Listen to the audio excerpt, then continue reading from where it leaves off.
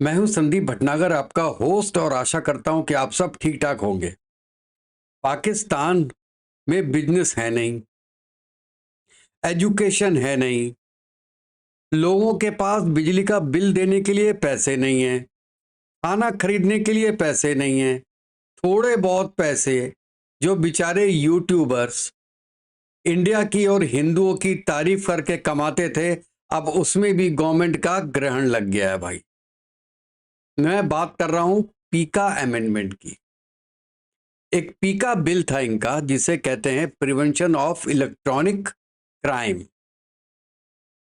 उसमें social media आता है, प्रिंट मीडिया आता है और मेन स्ट्रीम मीडिया आता है। ये 2016 में बना था दोस्तों, और बहुत लोगों को इसके अंतर्गत उन्होंने जेल में भी रखा, फाइन भी लगाया, लेकिन ज्यादातर को एक पॉलिटिकल राइवरी के अगेंस्ट में किया गया था। अब 2025 में इसमें एक अमेंडमेंट किया गया। उसका जो क्लॉज है दैट इज 26A, और उस क्लॉज के पहले जो था वो 3-4 चीजों के बारे में था। एक तो था ऑनलाइन हैरेसमेंट के बारे में, दूसरा था कि स्प्रेडिंग हेटफुल कंटेंट, और तीसरा था इंस्टिगेट वायलेंस। ये 3 पैराए थे उनके। अगर कोई उसके अंदर आता था तो फिर वो इस केस में आता था। अब इन्होंने क्या किया है कि इसको अमेंडमेंट कर दिया क्लॉज का, और क्लॉज के अमेंडमेंट में डाला fake news against army, against government officials, against government और अगेंस्ट जुडिशरी। इनमें से आपने किसी के अगेंस्ट में कुछ बोला तो भाई साहब आपको 3 साल की कैद और 20 लाख रुपए जुर्माना। सुन रहे हो आप लोग? बिल्कुल सही सुन रहे हो, 20 लाख रुपए जुर्माना। और डिटेल्स नहीं बताई कि फेक न्यूज कौन सी होती है,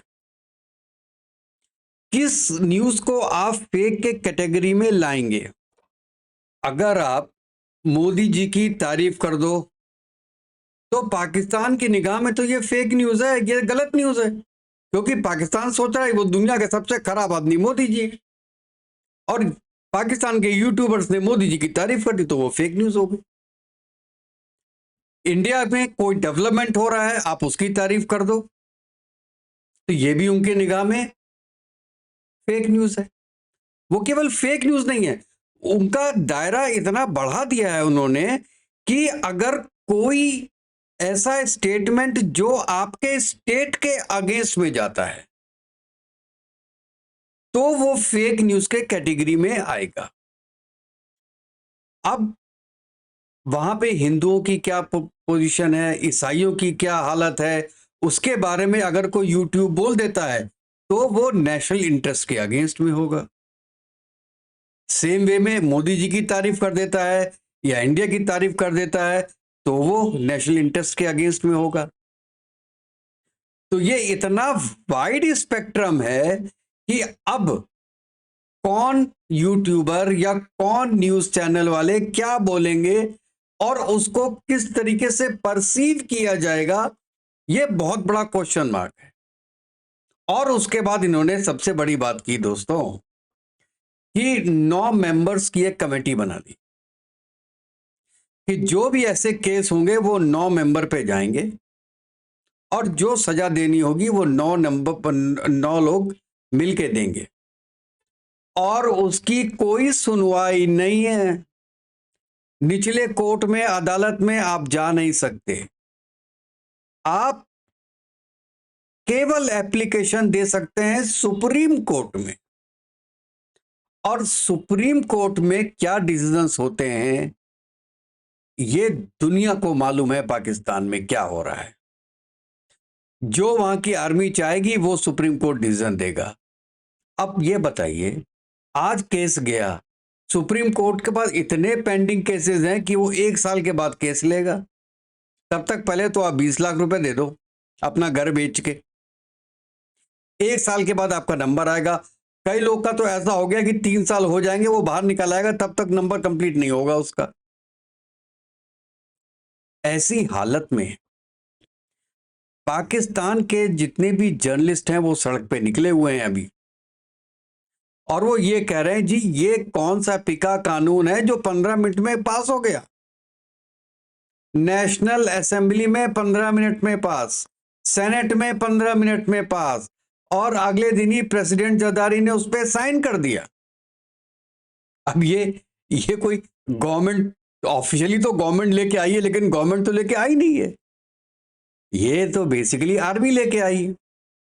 अबे तुम्हारा ट्विटर चल नहीं रहा, फेसबुक चलता नहीं, इंटरनेट चलता नहीं, वीपीएन लगा के काम कर रहे हो, उसके बाद ये भी कर दो तो बंद ही कर दो ना यार, जर्नलिज्म को बंद ही कर दो कि कोई भी मतलब आप यूट्यूब पे बैठो तो बस आसिम मुनीर जी की तारीफ करो, और जो गवर्नमेंट है कितना बढ़िया काम कर रही है। अरे इतना बढ़िया लोन के लिए बात की उन्होंने कि आईएमएफ ने तो 1 बिलियन ऐसे ही दे दिया, इतनी बढ़िया तरीके से पैर छुए जाके शहबाज शरीफ ने, ये तारीफ करनी पड़ेगी।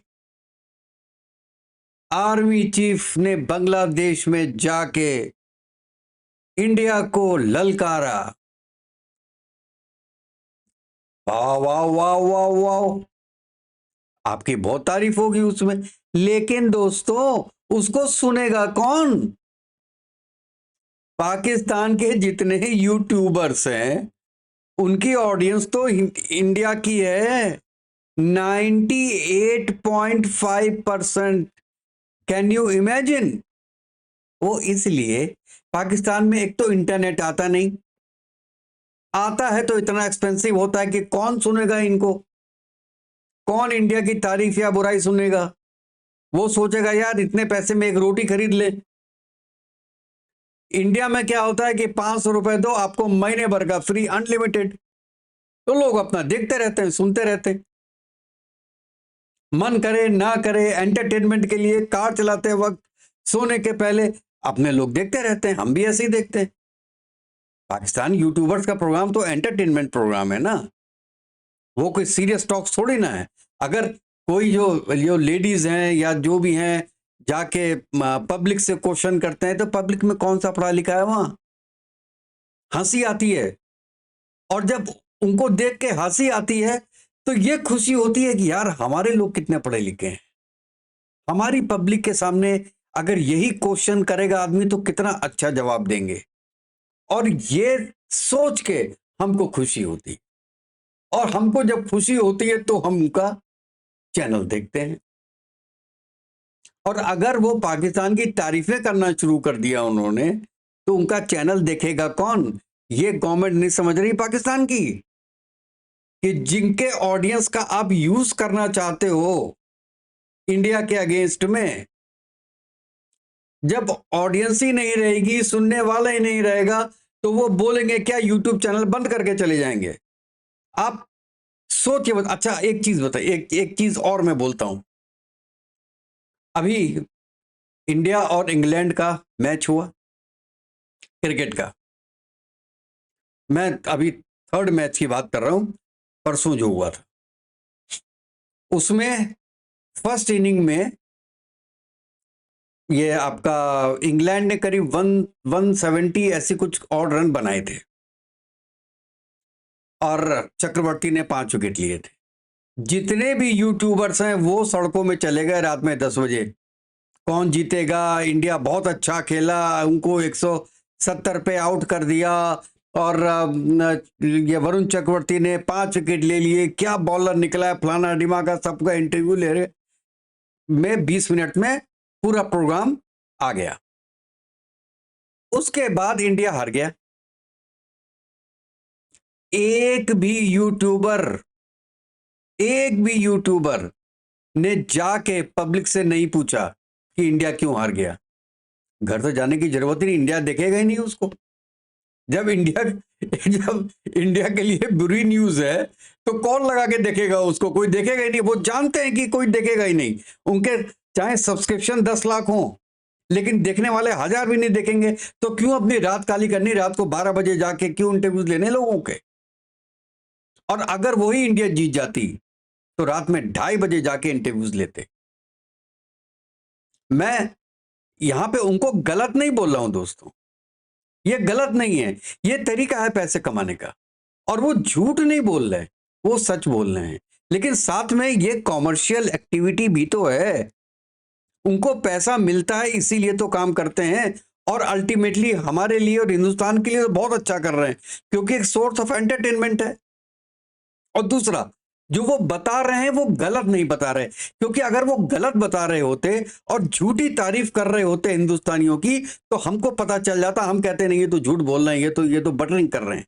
जबकि ऐसा नहीं है, जो बोलते हैं बिल्कुल सच बोलते हैं, और यही चीज गवर्नमेंट को पसंद नहीं आ रही तो उन्होंने टीका लगा दिया।